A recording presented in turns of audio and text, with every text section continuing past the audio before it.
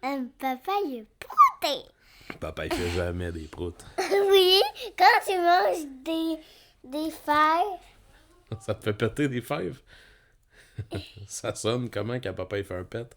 Il fait prout. Des créations inopinées qui te poussent en venir. Des convictions hétéroclites. Ça me rend content. Mousse. Du doux, du drôle, du poétique, un fantastique. Faites la sortie. Célébrez-la. Mange du nombril. Il y a quand même une bonne neige dehors, puis il y a quelqu'un qui a pris un spaghetti de piscine, qui l'a coupé en deux et qui l'a mis par-dessus ses essuie-glaces. Je veux pas dire qu'Einstein était idiot, mais je décernerais le prix Nobel à la personne qui a eu cette idée-là. L'histoire sans fin.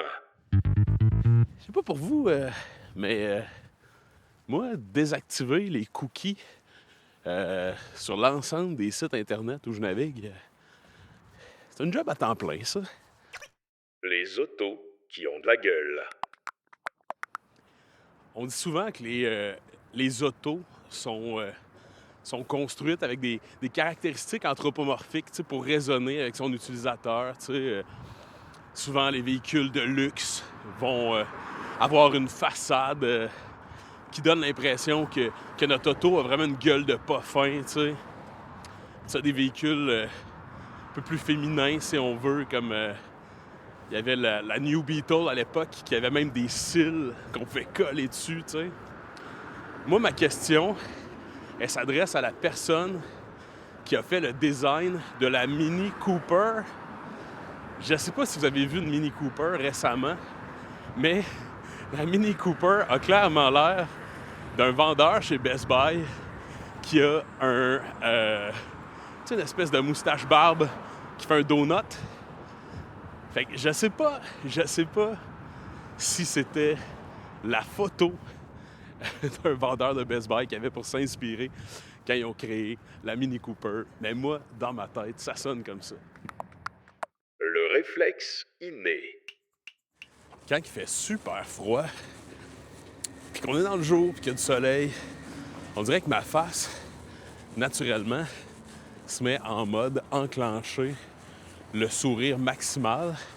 T'sais, je sais pas si c'est parce que ça tend les muscles de mon visage, que ça plisse mes yeux, que ça me donne l'impression de combattre le froid. Mais l'effet secondaire immédiat de ça, c'est que j'ai les dents à l'air, puis j'ai frette aux dents. Je sais pas, il doit y avoir une faille dans mon mécanisme d'adaptation évolutive. Mon père est égyptien aussi, là, fait que j'ai peut-être pas 100% des codes du fret. Le camion léger. Si jamais des fois tu te sens vide en dedans, là, je viens de croiser un camion de sacs de chips, un camion Lay's. Ben dis-toi que si tu te sens vide à l'intérieur, il y aura toujours les camions de sacs de chips qui traînent plus de vide que toi. Ben, c'est fou. Il doit y avoir l'équivalent de 4 pommes de terre là-dedans. Puis beaucoup d'air. Dans le noir.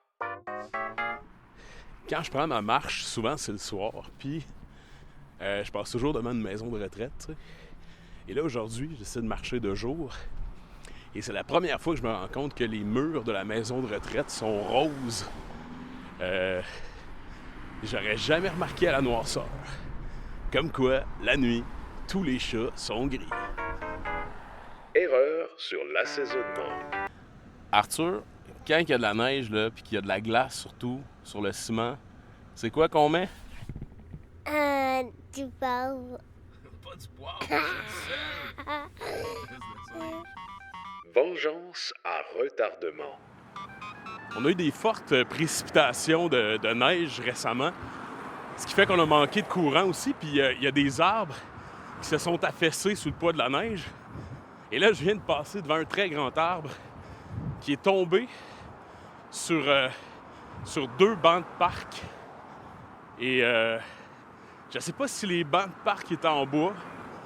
Et c'est ça, je sais pas si c'est une vengeance qui s'est tramée sur du très long terme, tu sais. Je sais pas. Mais il y a clairement un arbre qui a essayé d'attaquer un arbre. Dans quel monde vit-on? La question qui tombe à poil. Je sais pas pour vous, mais moi, tout au cours de ma vie, je me suis posé des questions existentielles sur lesquelles, des fois, quand je retombe là-dessus, sur ces idées-là qui m'ont occupé l'esprit, des fois, je me rends compte que j'ai une position qui évolue avec le temps. Comme je me souviens, précisément, à peu près vers l'âge de 20 ans, d'avoir une réflexion sur le fait que l'humain, c'est le seul animal qui est habillé, tu sais. Bon, ça c'est si on exclut les chihuahuas puis les bichons maltais qui se font mettre des manteaux l'hiver, là. D'ailleurs, je sais pas comment leurs amis chiens, qu'est-ce qu'ils disent d'eux autres, là, comme ça. En tout cas, bref, tout ça pour dire que je me posais la question, puis j'étais comme, à quel moment est-ce que l'humain a décidé de s'habiller, tu sais? J'étais comme, est-ce que s'habiller, c'est pas un peu un construit social? Est-ce que c'est pour définir les classes? Est-ce que c'est pour limiter les pulsions humaines, tu sais? Je me disais, pourquoi on s'habille dans le fond? Puis qu'est-ce qui arriverait si on se promenait tout nu, tu sais? On serait arrêté, mais tu sais, est-ce que c'est juste? Fait que j'avais ce questionnement-là. Puis aujourd'hui, je repensais à ça. Il fait genre moins 45 dehors. Je suis comme, ouais, non, on s'habille parce que c'est fonctionnel. On s'habille parce que sinon, on mourrait. La question qui a de la gueule. Aux États-Unis, est-ce que les chiens wouf en anglais? C'est une très bonne question, tu comprends? Puis les chats, ils font du miaou en anglais? Très bonne question. Est-ce que toi, tu l'as déjà vu, papa? Oui, j'en ai déjà vu. Est-ce qu'ils ont miaou en États-Unis? Oui, ils disaient Meow, low. How are you doing, meow? Puis les chiens, tu l'as-tu déjà ils vu? disaient Woof, have a great day. Woof, woof. C'est même pas vrai. non, c'est pas vrai. L'énergie bien investie. Il y a quelques semaines, on est allé au musée de la Cité de l'Énergie et on est allé là avec les enfants. Puis il y avait une exposition qui était très jolie, une exposition qui était presque à 360 où il était abordé le sujet de l'énergie, tu sais, et que l'énergie peut se retrouver en toutes sortes de formes et qu'au final, c'est un peu la source de la vie, tu sais.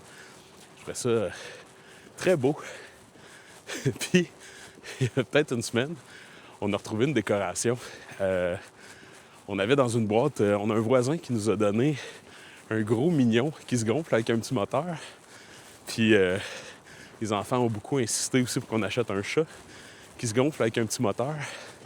Puis, je sais pas si on est seul dans l'univers, mais je pense qu'il n'y a pas beaucoup d'autres formes de vie qui comprendraient qu'on utilise l'énergie pour gonfler un mignon et un chat qui finissent toujours par s'aplatir et se tenir debout à 45 degrés gonflable dans le temps des fêtes. Pas beaucoup d'énergie, mais juste assez pour que des extraterrestres se disent « Qu'est-ce qu'ils font? » Mais le mignon et le chat, ils sont mignons. Qu'est-ce qu'on fait? La lumière. Fait que je sors d'une toilette publique et je me lave les mains.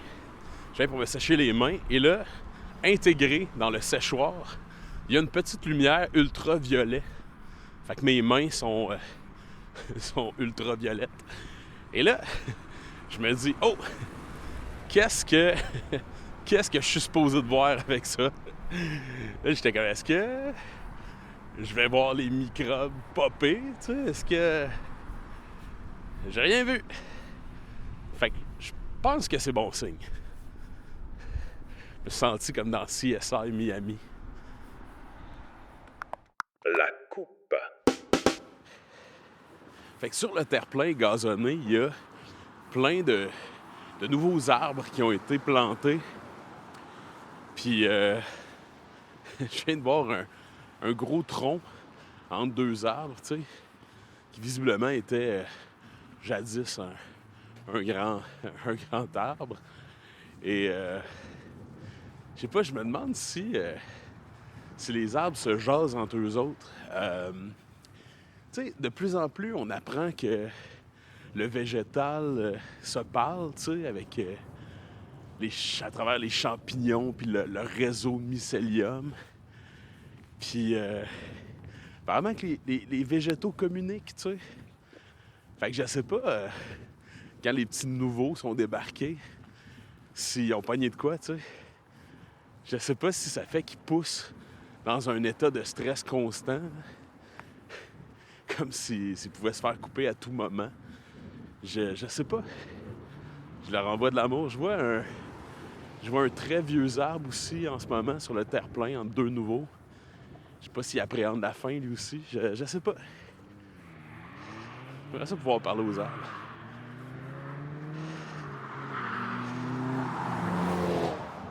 Ça, c'était 2 personnes pressées, ça.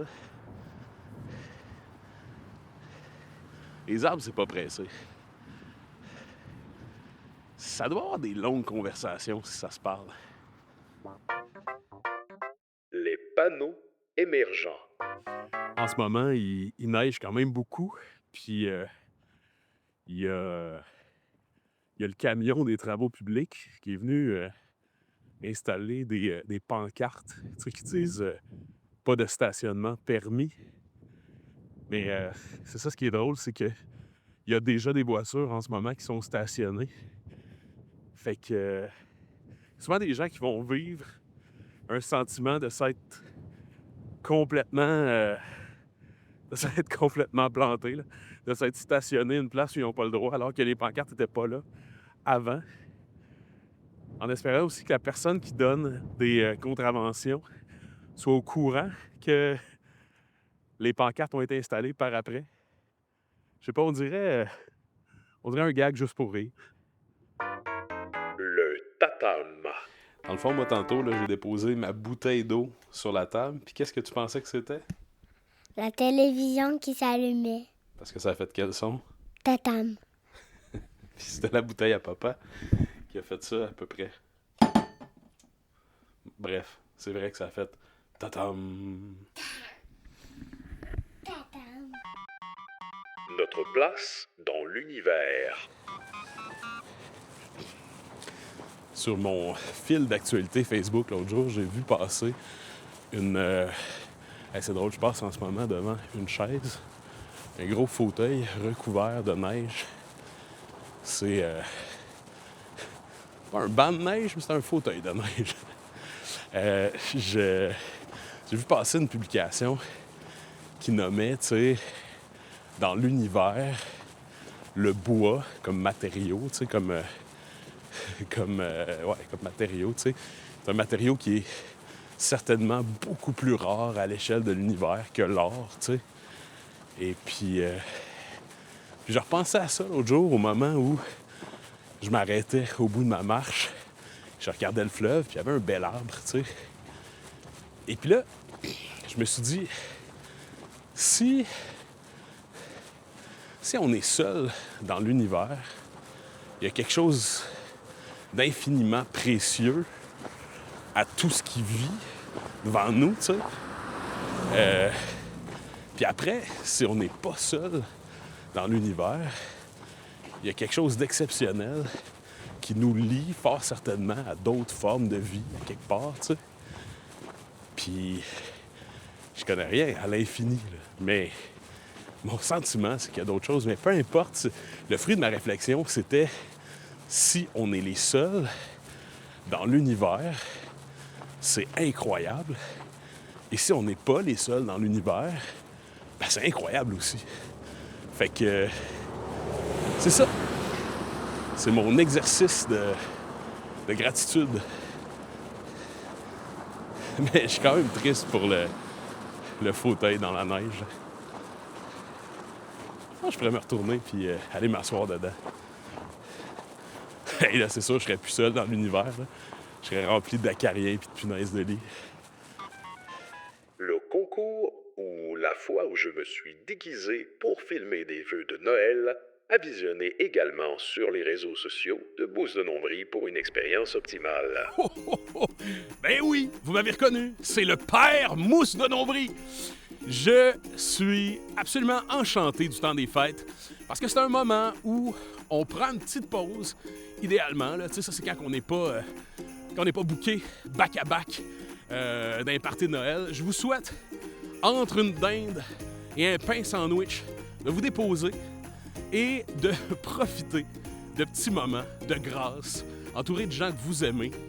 Je vous souhaite aussi, pour l'année 2026, une année merveilleuse, une année qui sera ponctuée de petits projets qui vous font du bien. Je vous souhaite d'oser faire des trucs que vous n'avez pas fait avant.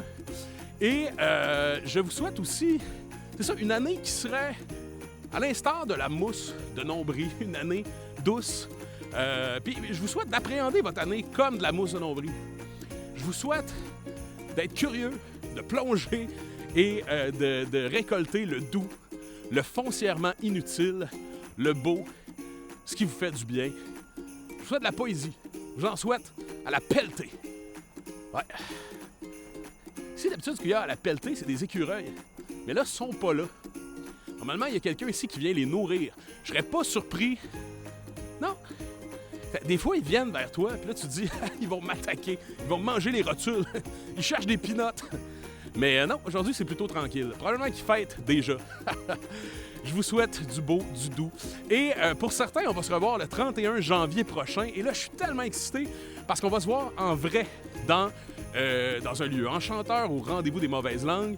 J'ai ouvert la période de vente de billets et en moins de 4 jours, ça s'est envolé et ça me rend complètement... Vous ne pouvez pas savoir à quel point ça me fait chaud au cœur de savoir que c'est une rencontre qui vous emballe aussi.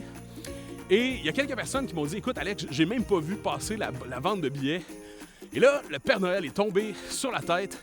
J'ai envie de rajouter 2 places. Je sais pas si c'est possible. Au pire, on barrera sur l'affiche la capacité maximale d'accueil de l'affiche de la salle.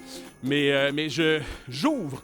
Je fais un concours, un grand concours pour gagner une paire de billets pour assister à l'enregistrement du 31 janvier. Alors, si vous n'avez pas eu la chance de vous procurer une paire de billets, je vous invite à m'écrire en commentaire. Si vous m'écoutez à l'audio en ce moment, allez commenter dans la section commentaires de la plateforme où vous faites l'écoute du balado. Et si vous m'écoutez sur les médias sociaux en ce moment, je vous invite à m'écrire dans la section commentaires pourquoi et avec qui vous aimeriez venir voir Mousse de Nombril. On va faire un tirage. On va tout mettre les petits papiers dans mon nombril. On va piger. Ça va être complètement fou. Je vous souhaite un beau temps des fêtes et j'ai hâte de vous voir. Mousse de Nombril!